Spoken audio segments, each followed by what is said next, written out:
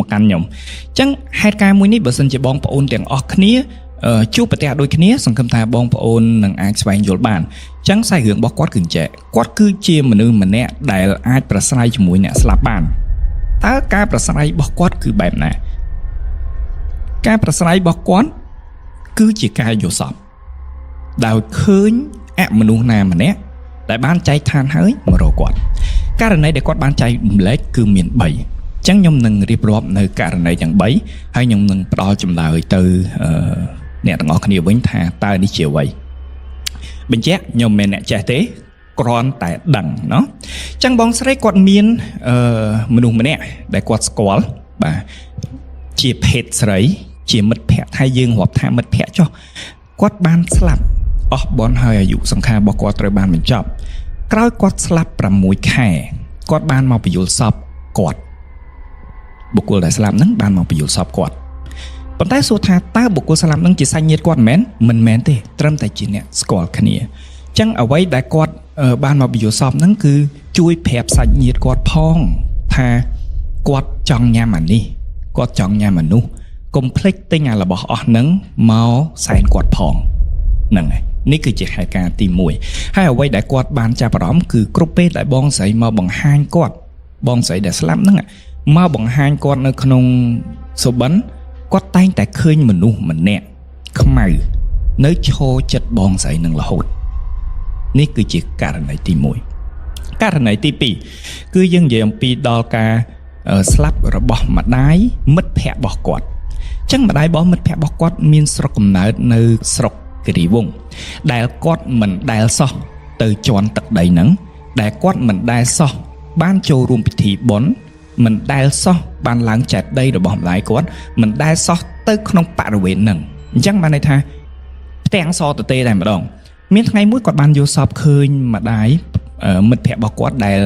គាត់អស់បនប្រហែលជា5ឆ្នាំហើយអញ្ចឹងគាត់យល់សពឃើញម្ដាយរបស់មិត្តភក្តិរបស់គាត់ដំបូងគាត់អត់ដឹងថាជាម្ដាយរបស់មិត្តភក្តិគាត់ទេគាត់ឃើញមនុស្សស្រីម្នាក់រៀងចាស់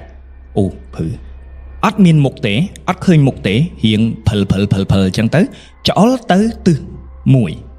1នៅពេលដែលគាត់កលេចមើលទៅតាមទិសដៃរបស់ម្នាក់ស្រីអ៊ំស្រីដែលនៅក្នុងយុសមមួយហ្នឹងគាត់បានឃើញមិត្តភក្តិរបស់គាត់ឈរនៅពីមុខចែកដីមួយ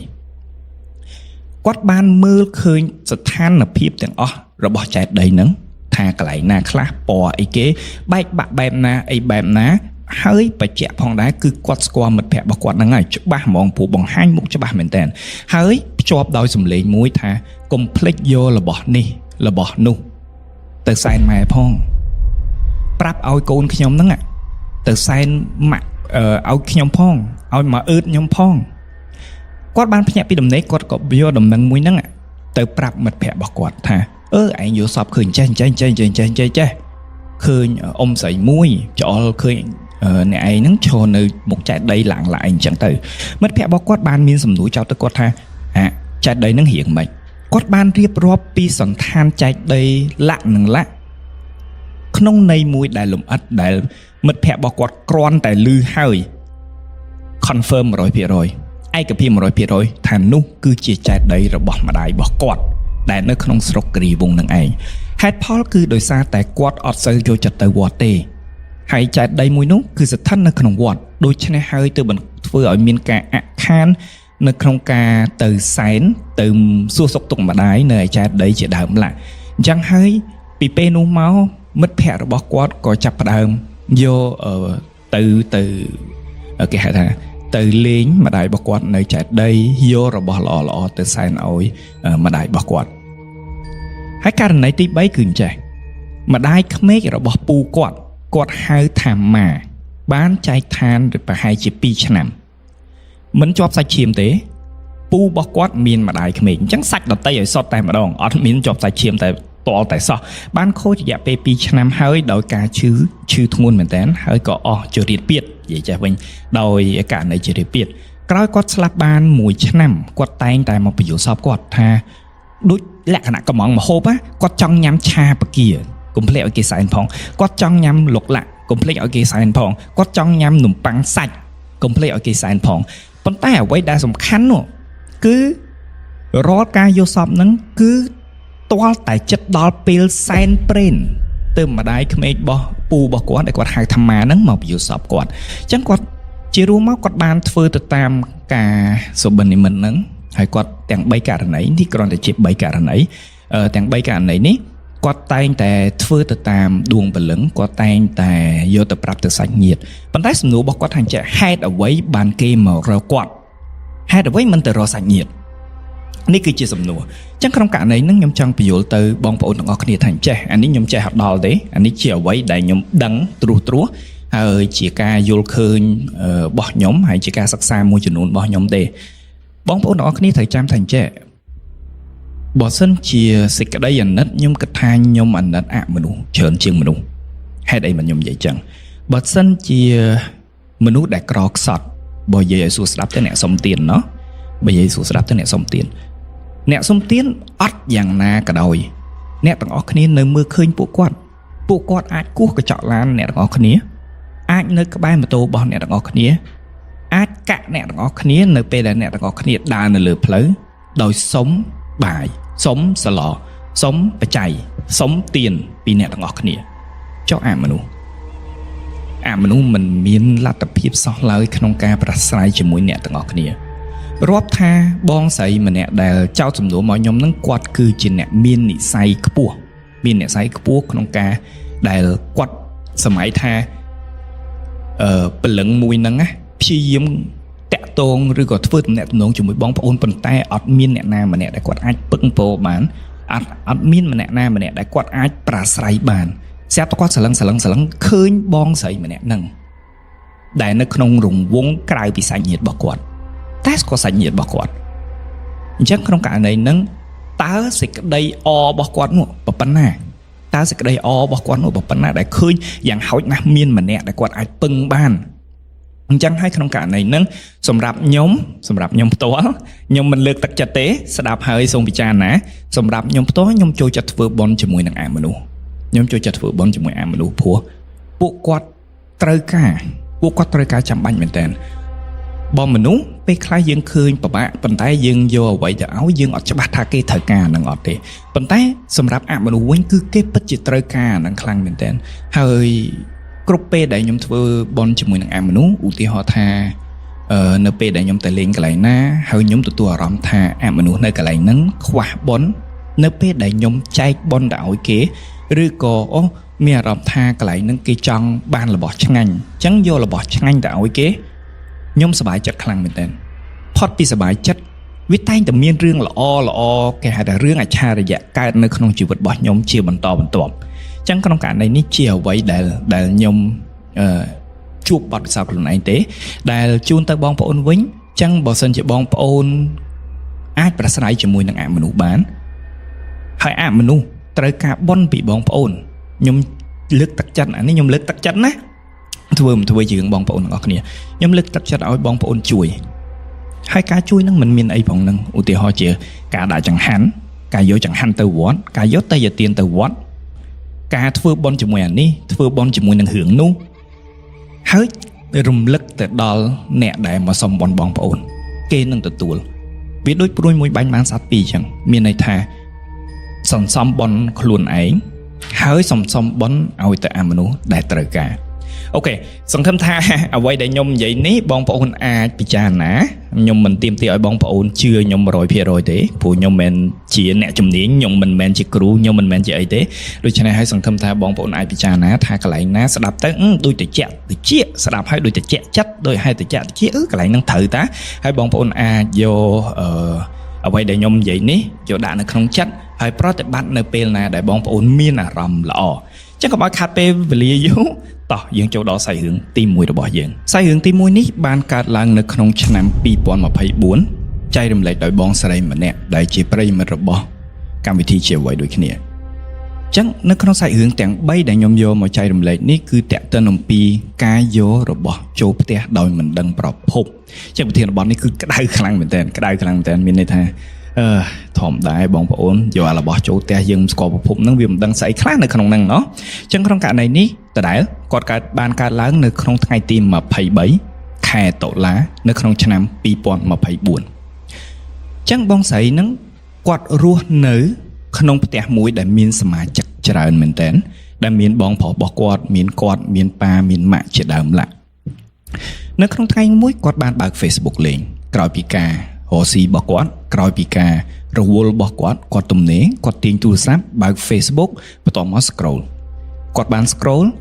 អូសចុះអូសឡើងអូសចុះអូសឡើងក៏ដល់ page មួយដែលលក់គ្រឿងគេហៅថាគ្រឿងជំនាញផ្ទះគ្រឿងសំណែនគ្រឿងអីចឹងទៅហើយនឹងគ្រឿងចម្លាក់ដែលធ្វើមកពីសំរិទ្ធដែលធ្វើមកពីឈើ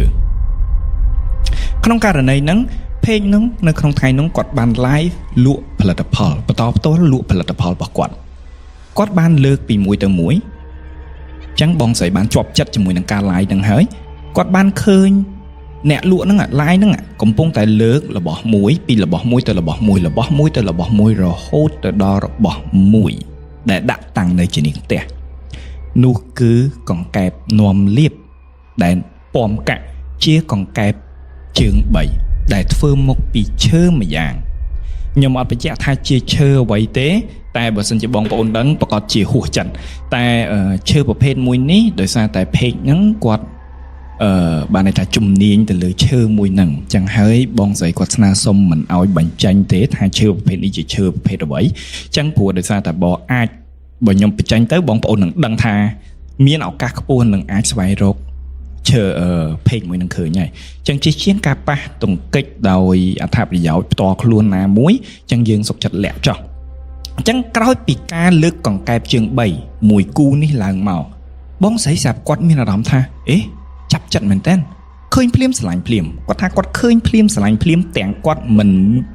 ថាម៉េចជាមនុស្សម្នាក់ដែលមិនសូវចូលចិត្តទៅលើអារឿងអស់ហ្នឹងណាប៉ុន្តែវិច័យដល់អីគាត់ឃើញហើយគាត់ស្រឡាញ់គាត់ប៉ែតទៅគាត់ក៏តម្លាក់លេខតម្លាក់ទូរស័ព្ទលេខទូរស័ព្ទតម្លាក់ទីតាំង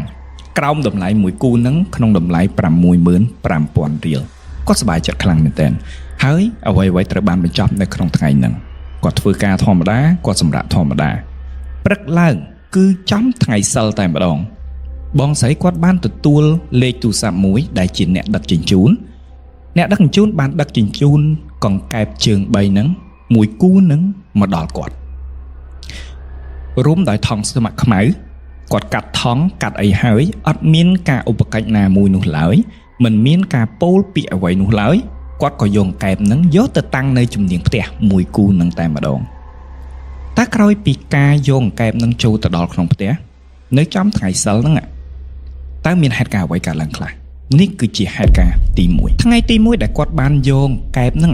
យកទៅដល់ចូលទៅក្នុងផ្ទះគាត់ថាអញ្ចឹងគាត់វេលុយតាមកុង ABA គាត់វេលុយទៅតាមកុង ABA ទៅឲ្យអ្នកណាគេម្នាក់ដែលច្បាស់ណាស់ឧបមាថាបើខ្ញុំចង់វេឲ្យទៅបងប្អូនខ្ញុំស្គាល់ឈ្មោះបងប្អូនខ្ញុំស្គាល់លេខកុងរបស់បងប្អូនហើយទៅបងប្អូនអញ្ចឹងមានចំនួនទឹកប្រាក់$1,000ប៉ុន្តែវាមិនដឹងហេតុអីមកបិទមកបាំងក្នុងករណីណាមួយអញ្ចឹងនៅពេលដែលពួកយើងវេលុយយើងតែងតែវាយលេខកុងឥឡូវ system របស់ ABA ល្អសឹងអីហ្នឹងក្នុងករណីដែលយើងគ្រាន់តែវាយលេខកុងទៅវានឹងលោតឈ្មោះអ្នកដែលទទួលថវិកាដែលយើងបំរុងនឹងផ្ទេរទៅហ្នឹងហើយគាត់អត់បានមើលឈ្មោះហ្នឹងណាគាត់វាយលេខកុងហើយគាត់អត់បានមើលឈ្មោះហ្នឹងតតែសោះហើយគាត់ផ្ញើចេញចំនួនទឹកប្រាក់$1,000នៅពេលដែលផ្ញើចេញហើយស្រាប់តែលោតឈ្មោះចេញមកមិនមែនជាឈ្មោះដែលជាគោលដៅនៃការផ្ញើរបស់គាត់គ្រាន់តែឃើញភ្លាមដែលជាមនុស្សផ្ចិតផ្ចង់ដែលជាមនុស្សរស់ស៊ីជាមួយនឹងលុយអញ្ចឹងមិនងាយវាឱកាសទៀតមែនតើមិនមែនមានន័យថាគាត់មិនអាចមិនច្រឡំបានទេគាត់អាចច្រឡំប៉ុន្តែឱកាសហ្នឹងវាស្ដួយស្ដៅមែនតើណាព្រោះគាត់រស់ស៊ីជាមួយលុយប៉ុន្តែដងនេះបែរជាគាត់ធ្វេសប្រហែសមកបិទមកបាំងបែបណាដែលគាត់វេលុយចេញ$1,000ទៅ account មួយដែលមិនមែនជាគោលដៅរបស់គាត់ឃើញភ្លាមគាត់ស្លន់ស្លោលុយក្នុងបរិមាណធំមែនតើស្លន់ស្លោអញ្ចឹងហើយគាត់បានទេស្កាត់ទៅខាង ABA ដើម្បីឲ្យជួយប្រតិបត្តិការដើម្បីស្វែងរកឈ្មោះករណីហ្នឹងហើយគាត់បានទេតាក់ទងឡើងប៉ុន្តែលទ្ធផលយ៉ាងណានោះគាត់មិនបានបញ្ជាក់នោះទេ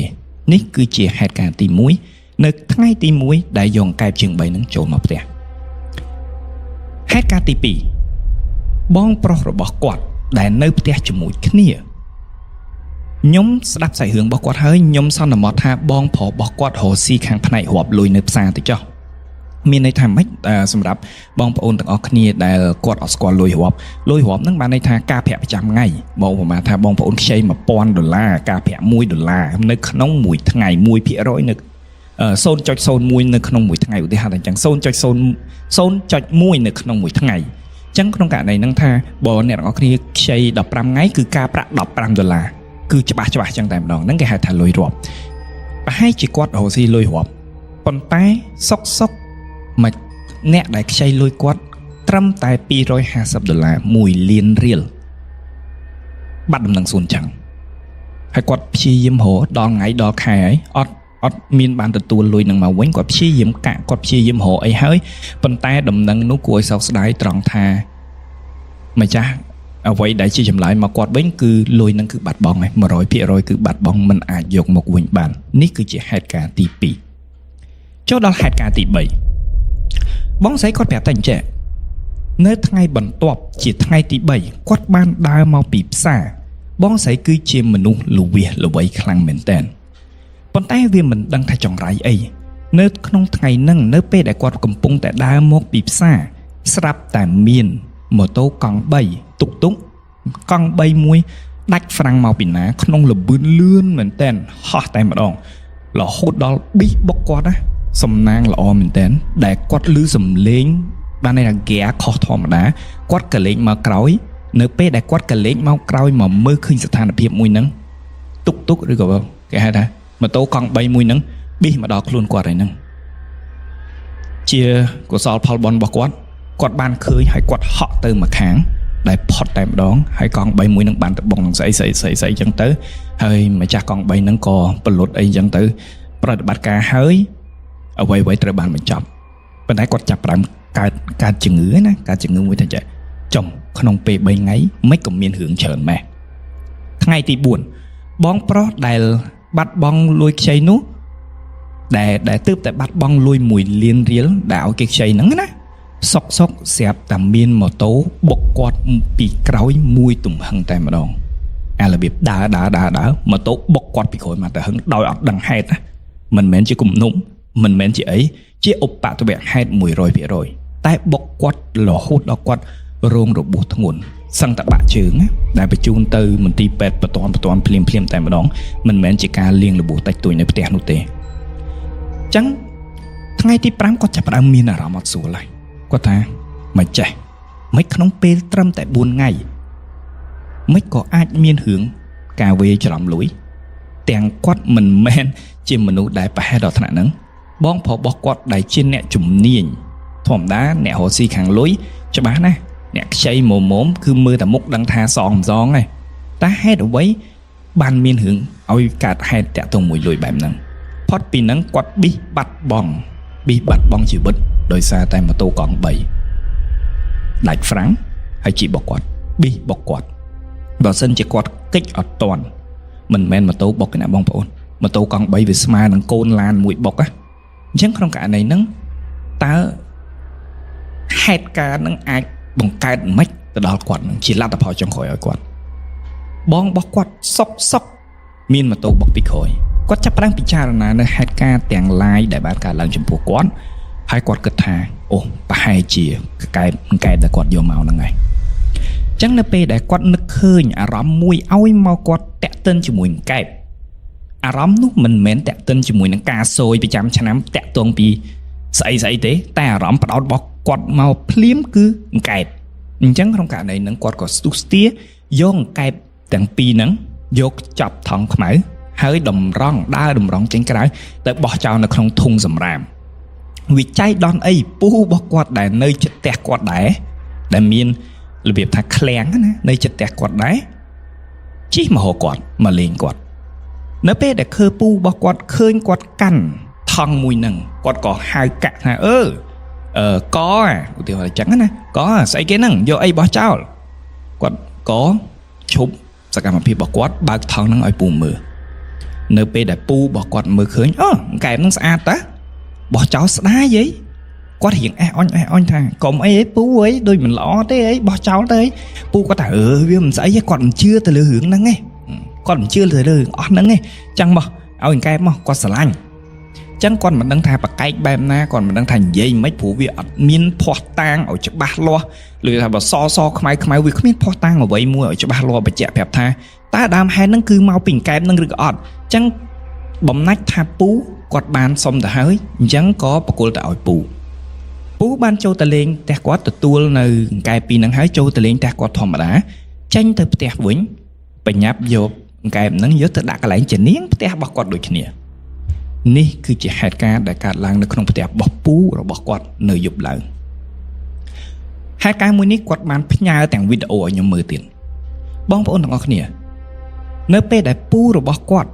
គេងមួយយប់មិនឮសំឡេងអ្វីទាំងអស់ជាមេគ្រួសារអត់ឮសំឡេងអ្វីទាំងអស់ស្អែកឡើងបើកទ្វារផ្ទះនៅរៀនហាលកន្លែងចតឡាននឹងដឹងអ្នកទាំងអស់គ្នាដឹងថាពូគាត់ឃើញអីពីដានរបស់គាត់ដែលធ្វើពីមនាងសាលាពីដានរបស់គាត់អត់មានខ្យល់មិនមែនអត់មានភ្លៀងពីម្សិលមិញអត់មានអីទាំងអស់ជ្រុះមកពាក់កដាលដបូលបើសម័យថាផ្ទះរបស់គាត់មិនមែនជាផ្ទះល្វែងហើយឃ្លាំងថា8ម៉ែត្រចុះចឹងជ្រុះមកប្រវែងប្រហែលជា4ម៉ែត្រជ្រុះមកពាក់កដាលហ្នឹងតែម្ដងដែលពូគាត់ងាងដែរបងប្អូនគាត់ងាងក្នុងករណីហ្នឹងចុយមិនអញ្ចឹងដោយសារតែស្វាអត់ជាប់ឬក៏ដោយសារស្អីទៅបានវាអត់មានលឺសលេងស្អីខ្លោចជ្រុះដបូលមកយ៉ាងហោចណាស់ក៏លឺសលេងក្ដុំក្ដាំងដែរត្រូវអត់បងប្អូនតែនេះវាអត់មានលឺសលេងអីសោះស្រាប់តែបើកទ្វារមកគឺជ្រុះអស់ពាក់កដាលបាត់ទៅហើយអញ្ចឹងក្នុងករណីហ្នឹងពូរបស់គាត់ចាប់ផ្ដើមដឹងថាអ្វីដែលក្មួយរបស់គាត់បានមានប្រសាសន៍ប្រាប់មកគាត់នោះប្រហែលជាការពិតដូច្នេះហើយគាត់ក៏ឆាប់រត់រះទេទៅប្រាប់ពូរបស់ក្មួយរបស់គាត់ហើយអ្នកទាំងអស់គ្នាបានយកកែបនឹងខ្ចប់ជាមួយនឹងថង់ខ្មៅហើយយកទៅបោះចោលនៅក្នុងស្រះទឹកចាប់ពីថ្ងៃហ្នឹងមកអ្វីគឺវិលទៅសភាពធម្មតាមិនមានកើតហេតុអ្វីទាំងអស់នេះហើយបងប្អូនទាំងអស់គ្នាគឺជាសាច់រឿងទី1របស់យើងតើបងប្អូនយល់មិនដែរតាក់ទងជាមួយនឹងកង្កែបជើង3តដែលមិនថារបស់មួយនឹងជារូបសំណាកអ្វីនោះឡើយតិចទៀតយើងចូលដល់សាច់រឿងរូបសំណាកមិនថាជារូបសំណាកអ្វីមិនថាជារូបព្រះពុទ្ធមិនថាជាស្អីនេះទេដរាបណាដែលយើងមិនស្គាល់ប្រភពឈើដរាបណាដែលយើងមិនស្គាល់ប្រភពឈើឱកាសហានិភ័យនឹងវាខ្ពស់មែនតើកាលពីអេពីសូតណាមួយនោះនៅក្នុង season 1ខ្ញុំជឿថាដៃគូរបស់ខ្ញុំបងគាត់បានចែករំលែកដែរថានៅពេលដែលយើងកំងគ្រឿងឈើខ្ញុំគិតថាតាក់ទងមួយទូសំអាងនៅពេលដែលយើងកំងគ្រឿងឈើអ្វីដែលយើងគប្បីគឺយើងយកកតិចឈើមួយនោះយកមកដាក់ជាផ្ទះបើសិនជាអ្នកទាំងអស់គ្នាមានអាសនៈអ្នកទាំងអស់គ្នាយកទៅដាក់នៅកន្លែងអាសនៈហើយប្រាប់ថាលោកតាអើយជួយពិនិត្យមើលផងថាឈើនឹងមានបញ្ហាអត់បើសិនជាមានបញ្ហាសូមឲ្យការធ្វើឈើមួយនឹងការធ្វើផលិតផលសម្រាប់នឹងកុំឲ្យជោគជ័យឲ្យសោះ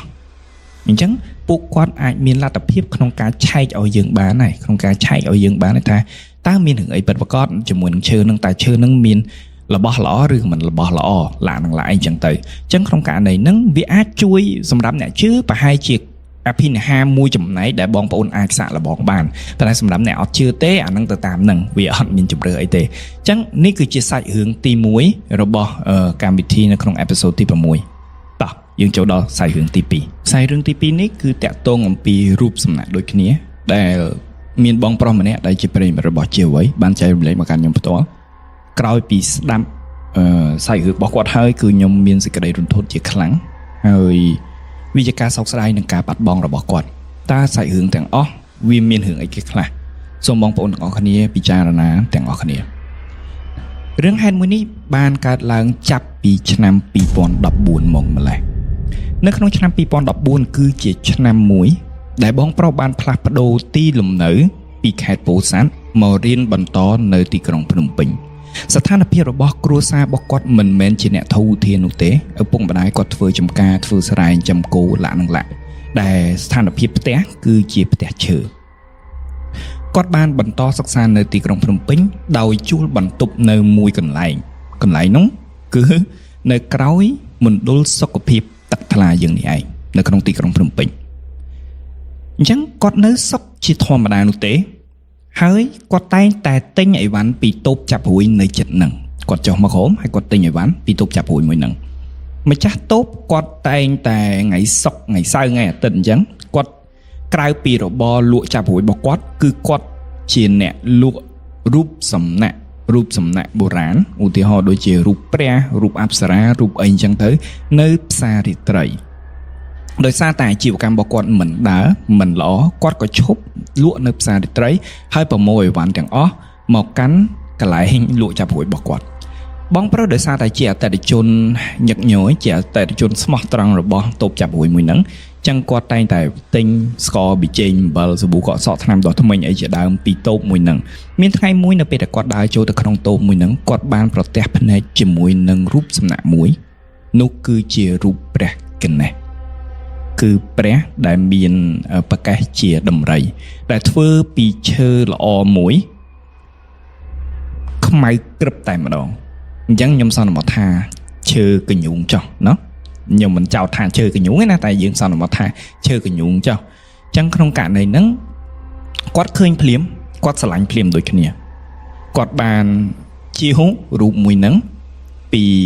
ទីតាំងលក់ហើយយកមកដាក់នៅក្នុងបន្ទប់របស់គាត់ដោយមិនមានការធ្វើកិច្ចមិនមានការបើកព្រះនេត្រមិនមានការប្រោះព្រំពីវត្តណានោះឡើយពីព្រះសង្ឃអង្គណានោះឡើយគឺគាត់ជាវហើយគាត់កាន់ឆៅដើរមកចូលនៅក្នុងផ្ទះ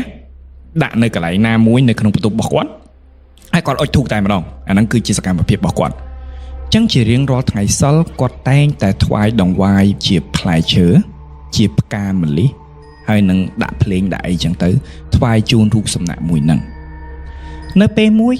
ជារដូវកាលវិស្សមកាលសម្រាប់ពីការងារពីការសិក្សាគាត់ក៏បានទៅលេងស្រុកនៅឯខេត្តពោធិ៍សាត់នឹងឯងនៅពេលដែលគាត់មិនមែនទៅតែខ្លួនទៅទេគាត់យករូបសំណាករបស់គាត់ទៅតាមអញ្ចឹងនៅពេលដែលគាត់ទៅដល់រយៈពេលវិស្សមកាលថា2ខែចុះថ្នាក់សាកលវិទ្យាល័យយើងសន្មតថាថ្នាក់សាកលវិទ្យាល័យ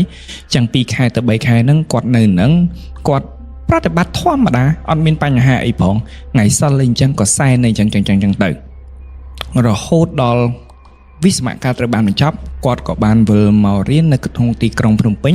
ដោយទុករូបសំណាកព្រះគណេសដែលធ្វើពីឈើខ្មៅក្រឹបហ្នឹងនៅក្នុងផ្ទះរបស់គាត់នៅក្នុងខេត្តពោធិ៍សាត់គាត់រៀនបានរយៈពេល5ខែក្រោយពីគាត់វិលពីផ្ទះនោះមកវិញផ្ទះរបស់គាត់5ខែហេតុការណ៍មួយបានកើតឡើងនៅក្នុងថ្ងៃមួយគាត់បានទទួលទូរស័ព្ទពីឪពុករបស់គាត់ខ្លឹមសារនៃការសន្ទនានោះគឺឪពុករបស់គាត់បានប្រាប់គាត់ថាម្ដាយរបស់គាត់បានធ្វើអត្តឃាតដោយការផឹកទឹកអូសវ៉ែលចម្លែកចាបងប្អូនត្រូវទេអត្តឃាតដោយការផឹកទឹកអូសវ៉ែលបងប្រុសគាត់ចាប់ផ្ដើមអត់យល់ថាហេតុអ្វីម្ដាយរបស់គាត់ផឹកទឹកអូសវ៉ែលមានរឿងអីកើតឡើងគ្រួសាររបស់គាត់ត្បិតថាជីវភាពមិនល្អប្រសើរដូចជាគ្រួសារមួយចំនួនធំនៅក្នុងទីក្រុងភ្នំពេញប៉ុន្តែគ្រួសារគាត់គឺជាគ្រួសារដែលមិនខ្វល់ខ្វាយនឹងភាពមានបានដែលសប្បាយនឹងអ្វីដែលគាត់មានដែលស្រឡាញ់កូនស្រឡាញ់គ្រួសារដែលមិនមានរឿងអ្វីទាល់តែសោះហេតុអ្វីបានម្ដាយរបស់គាត់ផឹកទឹកអូសវ៉ែលគាត់បានចោទសំណួរសួរទៅឪពុករបស់គាត់ដែរថាប៉ាឯងមានឆ្លោះគ្នាមួយម៉ាក់អត់ឪពុករបស់គាត់ថាអត់មានអីផងម៉ែយ៉ាកុយហ្នឹងគឺអត់មានតែជាសបាយធម្មតាវាអត់មានរឿងអីកើតឡើងផងប៉ុន្តែសុកម្ដាយរបស់គាត់មិនដឹងថាមានហេតុអីក៏ផឹកទឹកអូសវ៉ែលហ្នឹងគាត់មិនរុញរាទេគាត់បញ្ញាប្រមូលអីវ៉ាន់ឡើងទៅខេត្តទៅមើលម្ដាយរបស់គាត់នៅតាមផ្លូវគាត់បានទេទៅឪពុករបស់គាត់ដើម្បីសួរស្ថានភាពរបស់ម្ដាយរបស់គាត់ហើយឪពុករបស់គាត់ថាអត់អីទេគាត់បានជូនទៅពេទ្យបង្អែកហើយដើម្បីលាងកាពះពោះវៀនឲ្យសម្អាតឲ្យផុតចេញពីទឹកអូសវ៉ែលមួយហ្នឹងអ្វីនៅពេលដែលគាត់ទៅដល់គឺល្អប្រសើរម្ដាយរបស់គាត់អាចជួយសង្គ្រោះបាននេះគឺជាហេតុការណ៍ទី1អញ្ចឹងគាត់ក៏បានសម្រេចចិត្តថាគាត់ព្យួរការសិក្សារបស់គាត់ដើម្បីនៅមើលថែម្ដាយរបស់គាត់នៅពេលដែលគាត់មើលថែម្ដាយរបស់គាត់នេះមានចាស់អ្នកចិត្តខាងណាខ្ញុំតសារថាចេះបច្ចុប្បន្នកាលនេះអ្នកនៅក្នុងទីក្រុងភ្នំពេញអ្នកចិត្តខាងយើងមិនសូវនិយាយគ្នាផងប៉ុន្តែសុជីវធម៌និងសិលធម៌នៅក្នុងការរស់នៅរបស់អ្នកខេត្តអ្នកតាមជនបទជាដើមឡាគឺយល់ទុកទ រៈគ្នាមែនតើឃើញមានបញ្ហាអីតែងមកលេងមានឃើញមានបញ្ហាអីតែងមកសួរសុខទុក្ខដូចគ្នាបែបហ្នឹងដែរគឺចាស់នៅចិត្តខាងអញ្ចឹងតែងតែមកសួរសុខទុក្ខម្ដាយរបស់គាត់អញ្ចឹងគាត់នៅទីតាំងសួរមិនហើយម៉ាក់អូនឯងអញ្ចឹងទៅគាត់ថាអត់អីអញ្ចឹងទៅការសន្ទនាបានបន្តរហូតដល់ធ្លាក់ទៅលើប្រធានបទមួយដែលសុកពួកគាត់បានប្រាប់ម្ចាស់សាច់រឿងថាអញ្ចឹងអូនណាអត់ស្រួលទេបើសិនជាអាចរូបសំណាក់នៅក្នុងផ្ទះរបស់អូនឯងហ្នឹងណារូបដែលអូនឯងយកមកហ្នឹងយកទៅប្រគេនលោកទៅគាត់រៀងបើកភ្នែកធំមែនតើថាមានរឿងអីគាត់ថាអត់ស្រួលទេគាត់និយាយតែមួយម៉ាត់ហ្នឹងចាស់ពួកគាត់មិនដែរនិយាយចំទេថាគាត់ឃើញអីប៉ុន្តែខ្ញុំជឿជាក់ថាប្រហែលជាគាត់ឃើញឬក៏អ្នកដែលនៅចិត្តខាងហ្នឹងគាត់បានដឹងហេតុឬក៏ឃើញក្នុងកត្តាណាមួយដែលខុសប្រក្រតីព្រោះដោយសារតែជំនឿរបស់បងប្អូននៅជនបទគាត់សឹងតែគាត់ឃើញភ្លាមថាខ្មោចចូលដឹងណាតាមបែបជំនឿហើយជំនឿនៅតាមជនបទវាមានសភាពរឹងមាំជាងនៅក្នុងទីក្រុងដែលយើងពឹងពាក់ទៅលើវិទ្យាសាស្ត្រច្រើនជាងអញ្ចឹងនៅពេលដែលនិយាយអញ្ចឹងហើយគាត់ក៏មិនរុញរាដែរព្រោះជីវិតម្ដាយរបស់គាត់ថ្លៃហើយគាត់ក៏ប្រហែលជាអ្នកជឿដែរគាត់បានយកព្រះកណេសមួយអង្គហ្នឹងយកទៅប្រគេនជូនព្រះតេជគុណមួយអង្គនៅក្នុងវត្តមួយនៅក្នុងខេត្តពោធិ៍សាត់ដែលព្រះតេជគុណមួយអង្គហ្នឹងល្បីខាងផ្នែកធ្វើយន្តល្បីខាងផ្នែកដោះអំពើអំព័ន្ធល្បីខាងផ្នែកបង្ក្រាបអមនុស្សនឹងឯងហើយព្រះអង្គមួយអង្គហ្នឹងគឺជាអ្នកចាអដ្ឋានសង្កត់ធ្នឹមផ្ទះរបស់គាត់ដែលជាផ្ទះឈើហ្នឹងអញ្ចឹងកន្លែងហ្នឹងខ្ញុំសូម spoil អ្នកទាំងអស់គ្នាថាមានរឿងអីតាក់ទងជាមួយអដ្ឋានមួយហ្នឹងនៅពេលដែលគាត់យកទៅប្រគេនព្រះតេជគុណក៏គាត់ទទួលហើយដឹងរឿងរ៉ាវអស់ហើយគាត់ទទួលនៅពេលដែលប្រគេនហើយគាត់ក៏វិលត្រឡប់មកផ្ទះឪពុករបស់គាត់វិញនៅពេលដែលគាត់មកដល់ផ្ទះរបស់ឪពុករបស់គាត់វិញបងប្អូននឹងថាគាត់ឃើញអីទេអ្វីដែលគាត់ឃើញគឺគាត់ឃើញអដ្ឋានសកត់ធ្នឹមផ្ទះរបស់គាត់ធ្លាក់ចុះមកពីក្រោមសម្រាប់បងប្អូនទាំងអស់គ្នាដែលដឹងដែលធ្លាប់ទៅផ្ទះឈើបងប្អូនដឹងហើយផ្ទះថ្មមួយចំនួនក៏នៅតែមានយន្តសកត់ផ្ទះដែរមានអដ្ឋានសកត់ផ្ទះដែរគឺគេចងដោយផ្ចិតផ្ចង់បំផុតដោយពិចារណាថាមានខ្យល់បក់មានសត្វកាត់ឬក៏កត្តាណាមួយព្រោះអ្នកដែលដាក់អដ្ឋាននៅក្នុងផ្ទះបានតែមានជំនឿមុតមន់មែនទែនដោយឲ្យតម្លៃទៅកណាត់ក្រហមមួយស្លឹកហ្នឹងឬកណាត់សមួយស្លឹកហ្នឹងអញ្ចឹងការរៀបចំគឺមានការផ្ចិតផ្ចង់ខ្លាំងមែនទែនតែហេតុអ្វីទៅបានពេលដែលគាត់ប្រគេនផ្ទះព្រះកណេសហ្នឹងយកទៅឲ្យព្រះសង្ឃមួយអង្គហ្នឹងគាត់ត្រឡប់មកវិញពីវត្តគាត់បានបើកទ្វារមកគាត់ឃើញយន្តរបស់គាត់ធ្លាក់ដល់ដីបាត់ហើយគាត់រន្ធត់មែនទែនគាត់មានអារម្មណ៍ថាវាជាប្រផ្នូលអាក្រក់គាត់ទៅដើរមើលខ្សែចំណងដែលចងដាច់មិនមានស្នាមសត្វខាំនោះឡើយមិនមានស្នាមកដោកកេនោះឡើយតែជាស្នាមកាត់ស្អាតដូចជាមានមនុស្សណាម្នាក់មកកាត់ខ្សែចំណងនឹងឲ្យធ្លាក់ចុះមកក្រោមអញ្ចឹងសំណួរសួរថាអ្នកណាទំនេរម្លេះទៅកាត់ខ្សែចំណងអដ្ឋានផ្ទះគេបើផ្ទះនឹងមានតែគាត់ឲ្យឪពុកម្ដាយរបស់គាត់ហ្នឹងអញ្ចឹងអ្នកណាទៅអ្នកកាត់ក្រោយនឹងមកគាត់បានបត់អដ្ឋានមួយហ្នឹងទុកតម្កល់នៅទីតាំងមួយនៅក្នុងផ្ទះរបស់គាត់ដែលគាត់មានអារម្មណ៍អត់ស្រួលហើយបានមួយរយៈគាត់ក៏ត្រឡប់មកទីក្រុងភ្នំពេញវិញដើម្បីសិក្សាបន្តការសិក្សាមើលទៅឃើញស្ថានភាពរបស់ម្ដាយរបស់គាត់រៀងធូរស្រាលអីចឹងទៅតែនេះគឺជាដំណឹងសោកនាដកម្មមួយក្រោយពីគាត់ត្រឡប់មកពីខេត្តពោធិ៍សាត់មកទីក្រុងភ្នំពេញរយៈពេល 2-3 ខែក្រោយមកគាត់បានទទួលដំណឹងមួយថាព្រះសង្ឃដែលគាត់បានប្រគេនរូបព្រះកណេសនឹងជូនទៅព្រះតេជគុណបានចែកឋានបាត់ហើយចូលទីមង្គតបាត់ហើយអស់អាយុបាត់ហើយអញ្ចឹងវាកាត់ចាប់ផ្ដើមចម្ងល់ណាតើជាបញ្ហាអ្វីជាបញ្ហាជារាពាធឬក៏បែបណាបកទៅរឿងម្ដាយរបស់គាត់វិញអ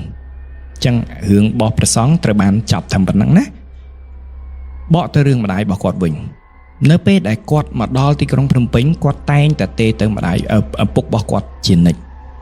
បងប្អូនដឹងថាតើឪពុករបស់គាត់ដែលនៅពីអ្នកម្ដាយរបស់គាត់ជួបរឿងអីគេខ្លះគាត់ថាអញ្ចេះតាំងពីចេញពីពេទ្យមកម្ដាយរបស់គាត់លែងជាប្រពន្ធរបស់គាត់ទៀតហើយទៅជាមនុស្សផ្សេងម្នាក់ទៀតនៅពេលដែលគាត់នៅអត់អីតែពេលគាត់ចេញមកវិញអ្វីៗក៏បានចាប់ផ្ដើមកើតឡើងម្ដាយរបស់គាត់មានយប់ខ្លះម៉ោង12យប់ឪពុករបស់គាត់កំពុងតែសម្មានម្ដាយរបស់អូយពឺម្ដាយរបស់គាត់អូសផ្កាក់កាត់នៅលើរនាបផ្ទះឬសូកឆ្វោកឪពុករបស់គាត់នៅតែពីអ្នកម្ដាយគាត់តើមានអារម្មណ៍បែបណាដែលឃើញម្ដាយរបស់គាត់នេះកាន់ផ្កាក់ដើរអូសឆ្វោកពេញផ្ទះចឹងពេលខ្លះម្ដាយរបស់គាត់អង្គុយរវើរវាយតែឯងចឹងទៅនិយាយជាមួយអ្នកនេះនិយាយជាមួយអ្នកនោះចឹងទៅពេលខ្លះម៉ោង12យប់នៅពេលដែលម៉ោងគេសម្រាកអស់នេះម្ដាយរបស់គាត់ទៅអង្គុយនៅមុខខ្លោងទ្វារផ្ទះម្នាក់ឯងមើលមេឃមើលផ្កាយដូចជាមនុស្សវិកលចរឹងចឹងបានមករយៈក្រោយមកក៏គួរឲ្យសោកស្ដាយមែនតើហើយចូលរួមចែករំលែកសេចក្តីទុក្ខនឹងជាមួយនឹងបងប្រុសម្ដាយរបស់គាត់បានចែកឋានទៅគាត់ក៏ចាប់អារម្មណ៍ទៅលើរឿងមួយដែរថាហេតុអ្វីមានហេតុការណ៍មួយដែលតាក់ចិត្តគាត់ខ្លាំងមែនតើថងថាម្ដាយរបស់គាត់ក្រោយពីបានជួយសង្គ្រោះហើយក្រោយពីបានធូរស្រាលហើយម្ដាយរបស់គាត់ញ៉ាំអីលែងចូលហើយក្អួតចេញមកគឺរបស់ខ្មៅស្អុយរលួយ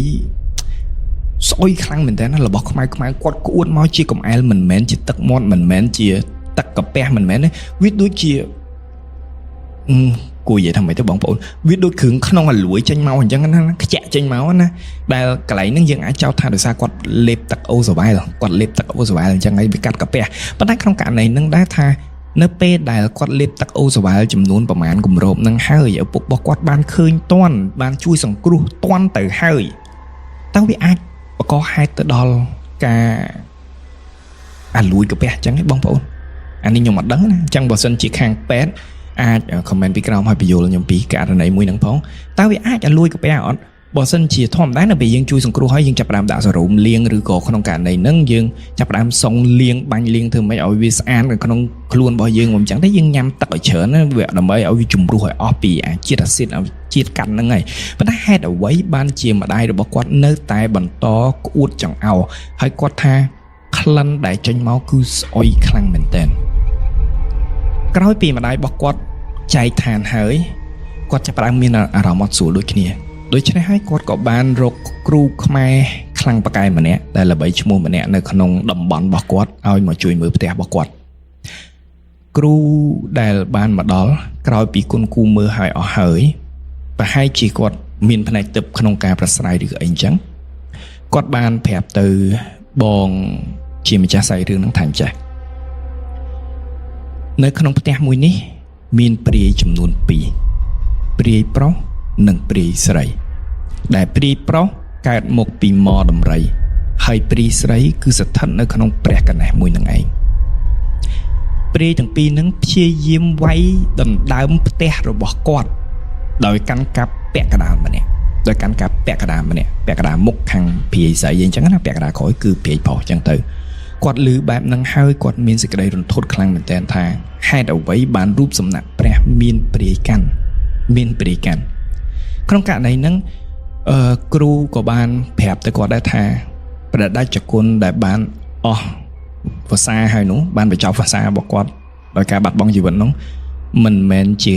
ជរាពាធទេមិនមែនជាជំងឺទេតែដោយសារតែព្រាយមួយនឹងកាត់យកម្ដាយរបស់គាត់បានអស់ដោយសារតែបានអស់បុណ្យដោយសារតែព្រាយមួយនឹងបានស៊ីក្នុងម្ដាយគាត់ឡើងអញ្ចឹងទៅតែធ្វើឲ្យម្ដាយរបស់គាត់នឹង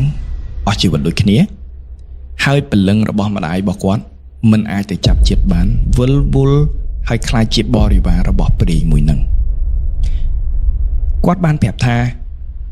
នៅពេលដែលឮថាមដំរីគាត់ងាកទៅសួរឪពុករបស់គាត់ថានៅមានតាក់ទងអីមួយមដំរីវាថ្មីជ្រើងហ្មងបងប្អូននៅក្នុងខេត្តពោធិ៍សោតសុកគ្រូនិយាយថាព្រាយមដំរីមកពីណាត្រូវទេបងប្អូនព្រាយប្រុសមដំរីមកពីណាឪពុករបស់គាត់ថាពិតជាមានមែន មូលហេតុដោយសារតែនៅក្នុងផ្ទះរបស់គាត់នៅពេលដែលគាត់ចាប់ផ្ដើមកើតចេញមកគាត់ឃើញទីធ្លារបស់គាត់នឹងវាស្មើធេងហើយប៉ុន្តែធៀបពិតទៅនៅពីក្រោយនឹងគឺមានទួលមួយដែលពីមុនមានមកដំរីមួយដែលគាត់ចេះខាងអាគុំអ៊ំអាមគាត់បានស្លាប់នៅទីតាំងកន្លែងទួលហ្នឹងអញ្ចឹងនៅពេលដែលគាត់ស្លាប់នៅពេលដែលគាត់នៅខាងក្រោយហ្នឹងអត់ទាន់មានទួលហ្នឹងទេនៅពេលដែលគាត់ស្លាប់ក៏កើតចេញជាទួលដំបូកមួយនឹងឯងក្រោយមកទួលដំបូកមួយហ្នឹងក៏កើតចេញជាឫស្សីមួយគុំធំមែនតើអញ្ចឹងឪពុករបស់គាត់បានឈូសឆាយសម្អាតទាំងអស់ដើម្បីធ្វើឲ្យទីធ្លារបស់គាត់ស្អាតហើយចាស់បុរាណអ្នកណាក៏និយាយតគ្នាថាកន្លែងហ្នឹងគឺ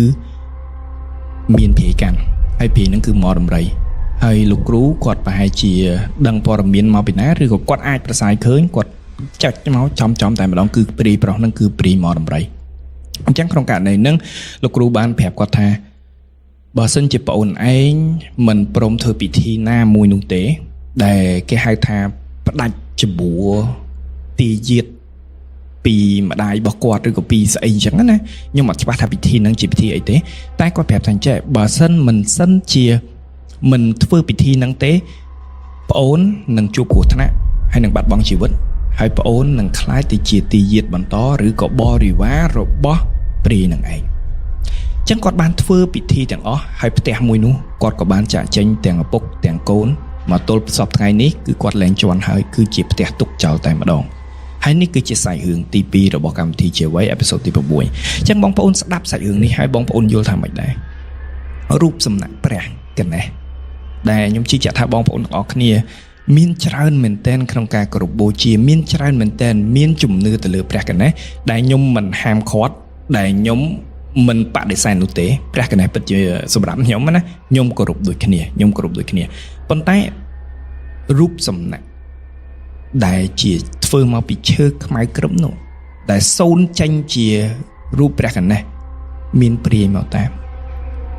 នេះគឺជាហេតុផលមួយដែលគ្រប់ពេលដែលយើងជៀវនៅរបស់បុរាណរូបពេលដែលយើងជៀវនៅ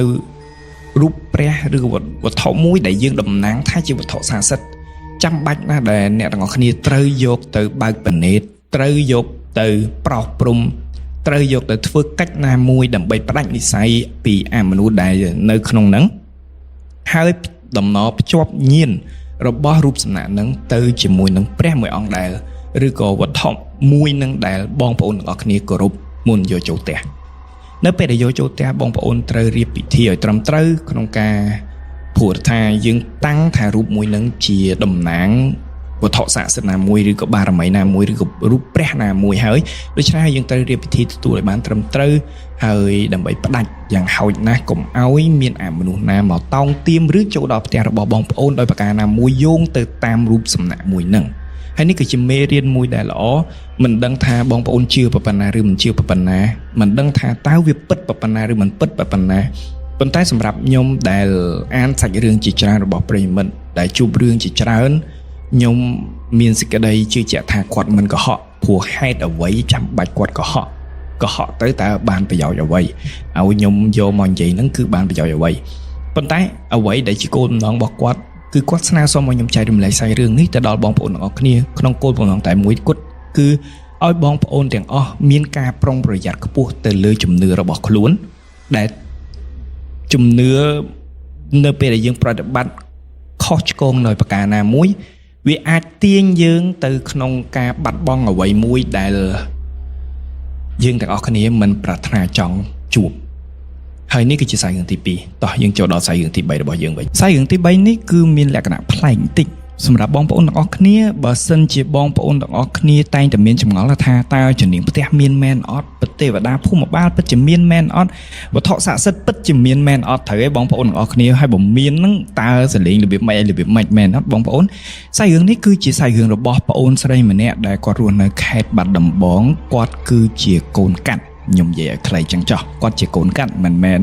ខ្មែរកាត់បរទេសទេតែជាកូនកាត់ប៉ុណ្ណឹងចឹងក្នុងករណីមួយហ្នឹងហើយរឿងហេតុមួយនេះដែលធ្វើឲ្យខ្ញុំដឹងថាអូការពិតជានាងផ្ទះគឺអញ្ចឹងឬក៏ស្អី